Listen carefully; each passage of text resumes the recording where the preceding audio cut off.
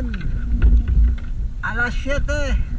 Oras na naman ang ating pamana dito sa Kanghon. Ayan. Sige, abang-abang na lang po mga ka-divers.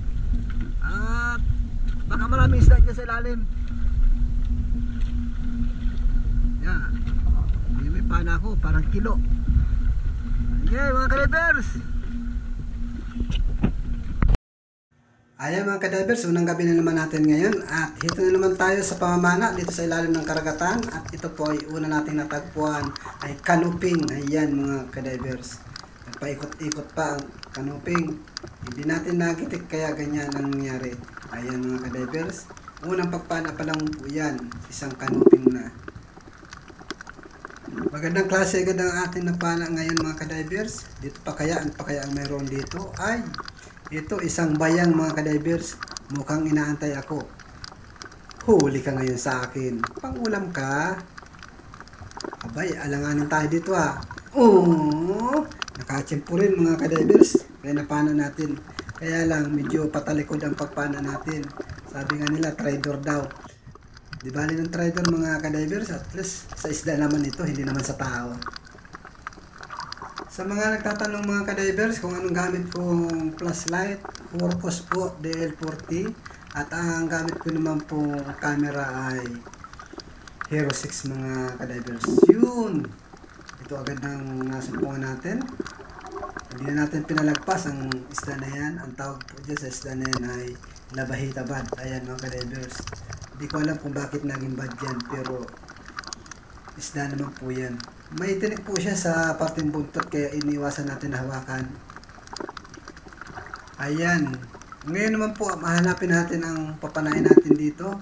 Hindi natin alam kung ano masusumpungan natin. Ayun, canoping pala ang masusumpungan natin mga ka-divers. At ito hindi na natin pakakawalan. Yun. Ayan, tinira na natin kahit saang parte ng katawan.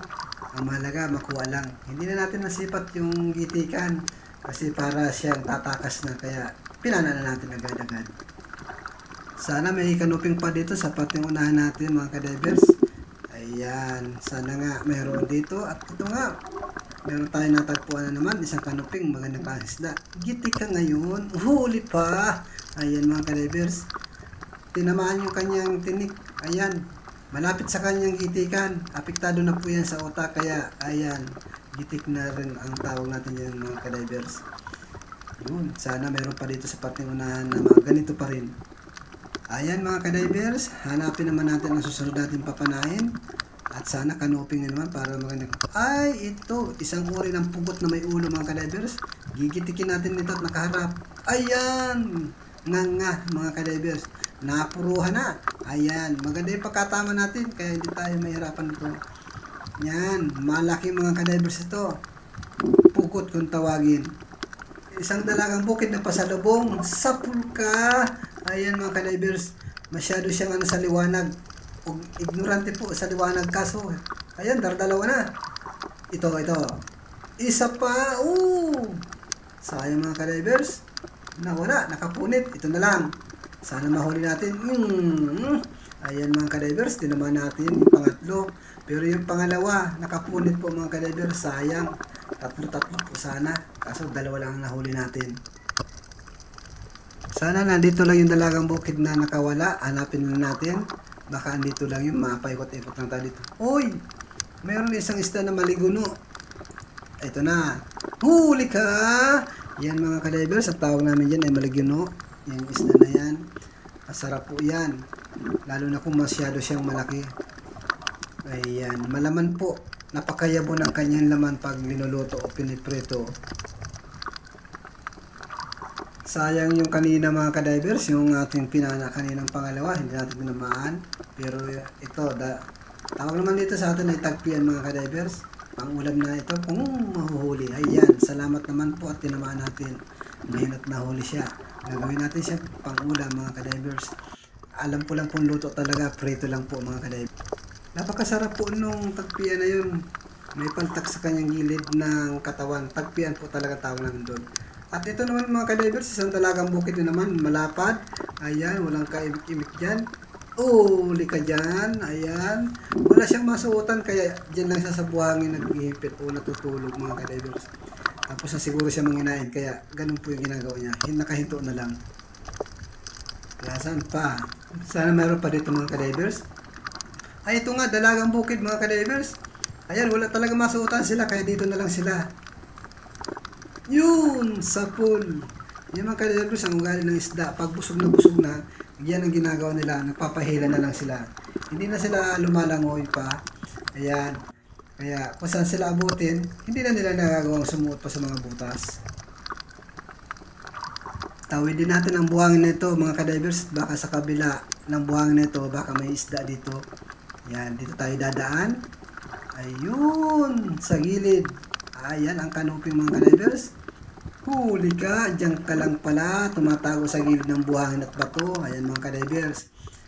Ang ganda ng posisyon siya, nasa buhangin at sa bato. Alam ko may kasamahan pa ito, hanapin lang natin dito. Ito na nga, ito yung kasama mga ka-divers, gigitikin natin to. Yun, eksakto, gitik mga ka-divers. Magandang patama, ayan. Wala man lamang kapalag-palag mga ka-divers, ayan. Natuluyan ng magitik talaga. Dito naman tayo ulit, mahanap sa may gilid ng buhangin, baka kung may kanuping dito. Uy, sabi ko na, may kanuping, gitik ka. Ayan, napana agad natin mga ka-divers. Hindi natin pinatagal para hindi na makaporma o makatakas man lamang. Ayan, maganda yung patama natin mga ka-divers ngayon. Nga ang isda at gitik na gitik. Ayun, may dalagang bukid sa buhanginan mga ka-divers. Ay, kailangan mahuli natin ito. Kailangan puruhan natin at baka makawala ito. Yun! Yun lang mga ka-divers, hindi natin napuruhan. Pero tinamaan natin sa may parting balugbog nga lang. At syempre naman, nakalagpas naman yung lolo ng pana. Kaya hindi naman makakabunot yan. Gawa ng mahaba naman yung sima natin mga ka-divers. Ayan, malapad po ang dalagang bukid nito. 4 gramos po. Andito pa rin tayo mga ka-divers sa buhanginan.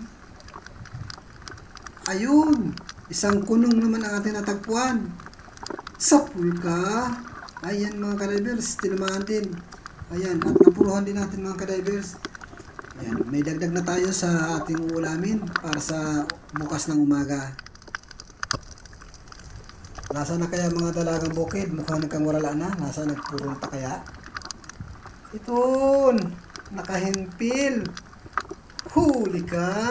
Ayan mga ka-divers. Ang hirap hanapin ng dalagang bukid pag ang kulay ng bato ay halos kakulay niya. Ayan. Thank you Lord sa biyaya na ito. At nakahuli na naman tayo ng mga dalagang bukid ngayon. Nasaan na kaya sila? Dito tayo madaan. Ayun, meron. Kanuping naman mga ka-divers. Ayan. Huli ka ngayon. Ayos mga ka-divers. Asampu na naman tayong kanuping. Yung mga kanuping po ito na lumalaki. Umaabot po ng 5 kilo bawat isa. Isa ngayon po, hindi na siya lalaki kasi pinala na natin mga ka-divers. Hanapin natin ang mga kasamahan nito. Baka meron pa dito sa parting unahan. Nasaan na kaya? Ay, ito, solid na lang. Ito na lang balingan natin. Huli kang solid ka. At meron pa tayong nakita mga ka-divers. Ayan. Magkasamo na tayo ng pana at ito pa. Nasa ilalim ng butas. Huli ka din. Ayan, bali dalawa. Wala silang kagalaw-galaw mga ka-divers. Wala silang kaalam-alam na papana na pala sila sa gabing ito. Ayan, dalawang magkasunudan po sulit ang ating napana ngayon. Ayun, sulit sana yun kasi ito unang papanayan natin. Medyo malaki ang labahitabad mga ka-divers. Walang kaalam-alam din. Nakapuruan natin. Mas pinili po natin ito. At malaki-laki kisa dun sa sulit na nakita natin. Medyo matibang po ito kaya ito yung pinili natin. Ayan, dahil walang kapareha mga ka-divers, hanapin na natin. At ito, yung sulit dito na pala napadpad. Wala kang kawala. Ayan mga ka-divers. Kahuli naman tayo ng sulit. Ayan.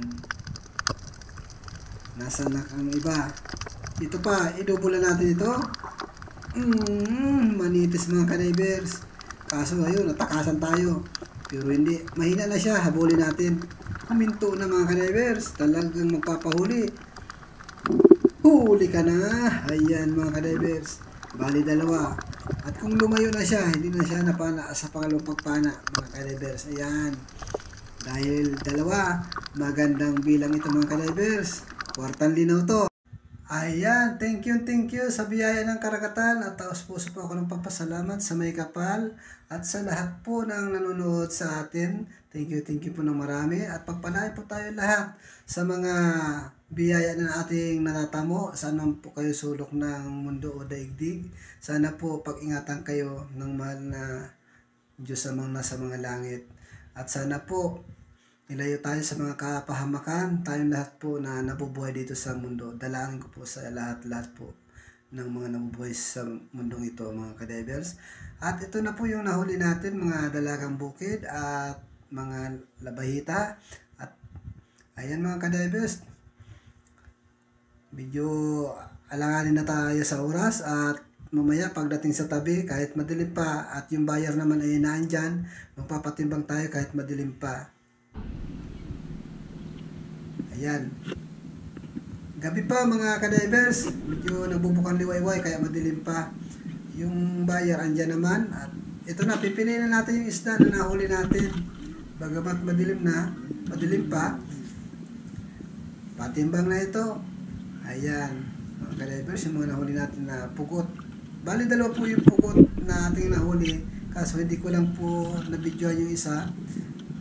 Kasi mas nauna pa yung pagpana kaysa sa pag-open ng camera mga kadivers. Ayan. Lahok-lahok na po yung mga huli natin dyan. Doon sa kasama ko, halos pinag-isa na natin mga kadivers. Ayan. Kaya, papatimbang tayo ngayon ng madilim-dilim pa para makapagpahinga naman. Ang hirap po kasi pag malayo ang ating destino sa paglalaot, darating tayo ng alas 4, hindi na tayo makatulog. Kaya ngayon, makatulog tayo ng maagap, magtitimbang na tayo. Gawa ng madilim pa tayo ng patimbang ng isda. Ayan. Ang hirap po pala talaga pag madilim. Parang malabo po ang natin ng camera kasi madilim pa. Ayan mga kadivers.